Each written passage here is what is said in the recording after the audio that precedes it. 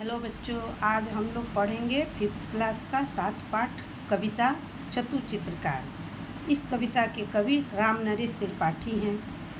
चतुर मतलब होता है चालाक, चित्रकार मतलब होता है चित्र बनाने वाला व्यक्ति, उसको चित्रकार कहते हैं। तो यहाँ पर कवि इसमें चित्रकार की चतुराई बुद्धिमानी के बारे में बताते हैं इस कविता के माध्यम से। तो क्या हो रहा है, चित्रकार सुनसान जगह में बना रहा था चित्र। कह रहे हैं कि चित्रकार जो था वो सुनसान जगह पर चित्र बना रहा था।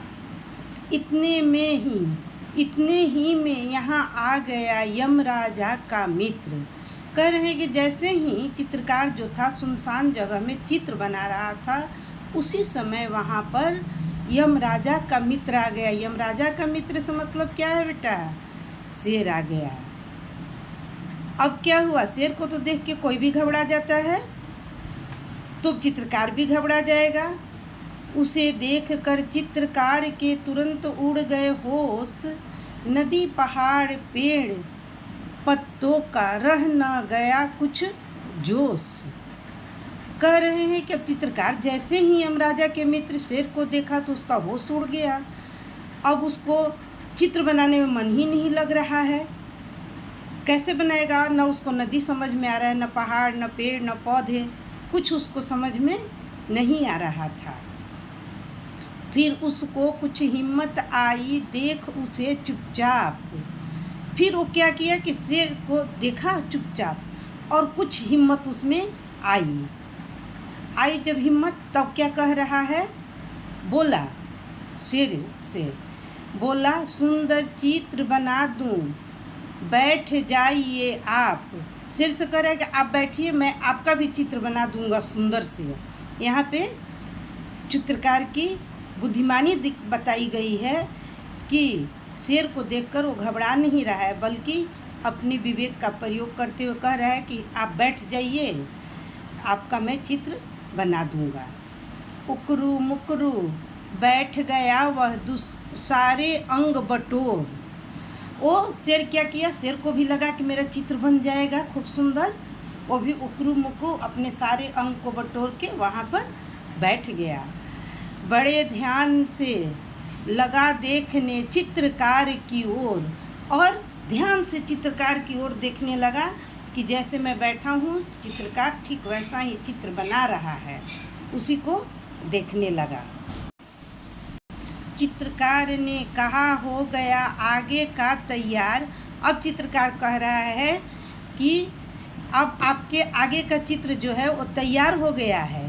अब आप क्या करिए कि अब मुँह आप उधर तो करिए जंगल के सरदार। कह रहे कि मैं पीछे से आपका चित्र बनाना चाहता हूँ, ऐसा करिए कि आप पीछे मुड़ के बैठ जाइए। बैठ गया वह पीठ फिराकर चित्रकार की ओर। अब शेर क्या किया कि अपना मुंह जो है, अपना पीठ जो है चित्रकार की तरफ करके मुंह पीछे करके बैठ गया। अब चित्रकार को बेटा देखो यही बुद्धिमत्ता है कि जैसे वो पीठ करके बैठा, शेर जैसे ही चित्रकार की तरफ पीठ करके बैठा, चित्रकार क्या किया कि चित्रकार चुपके से खिसका जैसे कोई चोर। चित्रकार चुपचाप वहाँ से अब भाग गया, जैसे चोर कोई जाता है वैसे ही शेर से बच के वहाँ से भाग निकला। बहुत देर तक आँख मूंद कर पीठ घुमा कर शेर, बहुत देर तक क्या किया कि शेर बैठा रहा आँख मूंद करके और पीठ घुमाकर। बैठे बैठे लगा सोचने इधर हुई क्यों देर। और बहुत देर जब बैठ गया शेर तो सोचने लगा कि आखिर पीछे वाला बनाने में चित्रकार को इतना टाइम क्यों लगा है। झील किनारे नाव लगी थी, एक रखा था बांस। चित्रकार ने नाव पकड़कर लीजो भर के सांस।